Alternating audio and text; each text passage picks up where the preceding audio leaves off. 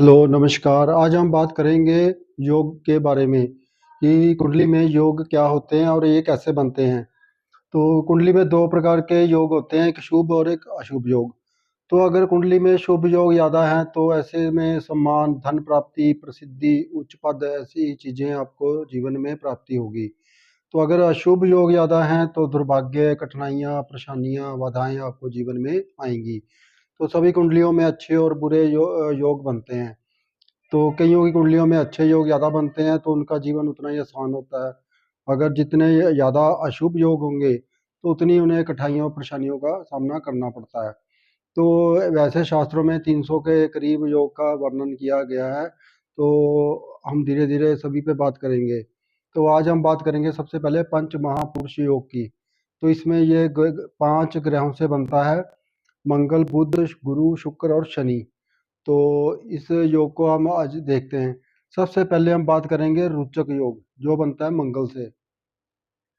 तो अगर मंगल के अंदर ये योग बनता है, अगर कोई भी इनमें से ग्रह अपनी राशि, स्वराशि में या उच्च राशि में होगा और केंद्र में होगा, तभी ये योग बनेगा। तो सबसे पहले बात करते हैं रोचक योग की। ये बनता है मंगल से। तो अगर मंगल, मान लीजिए मंगल की राशियां हैं मेष और वृष 1 नंबर, 8 नंबर, और उच्च का होता है ये 10 में, मकर राशि में। 1 मेष राशि, 8 वृश्चिक राशि, 10 उसकी उच्च राशि। तो इनमें अगर एक केंद्र में एक पहला भाव, चौथा, 7वां, 10वां इन भावों में होगा मंगल, तो रोचक योग बनेगा। तो ऐसा व्यक्ति साहसी, शक्तिशाली, विजय को प्राप्त करने वाला होता है, जमीन जायदाद का मालिक होता है। तो जितने भी मंगल के शुभ जो कारक चीजें हैं, वो सब उसको प्राप्त होंगी। तो इसको बोलते हैं रोचक योग। ये मंगल से बनेगा। तो इसमें एक ये भी है कि इस मंगल पे राहु, केतु, शनि की दृष्टि नहीं होनी चाहिए, ना ही कोई पाप ग्रह इसके साथ होना चाहिए। ये अकेला होना चाहिए और शुभ स्थिति में होना चाहिए, तभी ये योग बनेगा। तो इसी प्रकार हम दूसरा योग लेते हैं भद्र योग। ये बनेगा बुध से। तो सबसे पहले बुध की राशियां हैं मिथुन राशि और कन्या राशि का स्वामी है 3 और 6। उच्च का होता है 6 में, कन्या में। तो हम पहले पिछले लेक्चर में बात कर चुके हैं कि किन किन राशियों के कौन कौन से ग्रह स्वामी हैं। तो अगर आपने वो लेक्चर देखना है, तो आप पिछले वीडियो देख सकते हैं। तो ये मिथुन और कन्या का स्वामी होता है, और कन्या में ही ये उच्च का होता है। तो इसी तरह बुध अगर केंद्रों में अपनी राशि का या उच्च राशि का होता है, तो ये भद्र योग बनता है। भद्र योग का मतलब है बुद्धिमान, चतुर, बोलने की कला। तो ये और व्यापार में माहिर होता है। तो जितनी बुद्ध की चीज़ें हैं, वो सब उसको सब उसमें इसको प्राप्त होंगी। तो बुद्ध के जितने भी गुण हैं या जिन चीज़ों का वो कारक माना जाता है। तो ये भी 4 भाव हैं, जो पहला, चौथा, 7वां, 10वां इनमें होगा अकेला। तो ये योग बनेगा भद्र योग। कोई भी शुभ योग, कोई भी अशुभ योग या अशुभ ग्रह इसके साथ नहीं होना चाहिए, ना ही उसकी दृष्टि होनी चाहिए, तभी ये योग बनेगा। और नेक्स्ट है हंस योग। ये बनता है गुरु से। तो गुरु की राशियां हैं धनु राशि, मीन राशि और उच्च का होता है कर्क में। 9 नंबर धनु, 12 नंबर मीन, 4 नंबर उच्च का। तो अगर गुरु इन भावों में, केंद्र में होगा, इन राशियों में या उच्च राशि में, तो हंस योग बनेगा। तो हंस योग में है यह व्यक्ति ज्ञानी होगा, धार्मिक होगा और प्रसिद्धि प्राप्त करने वाला होगा।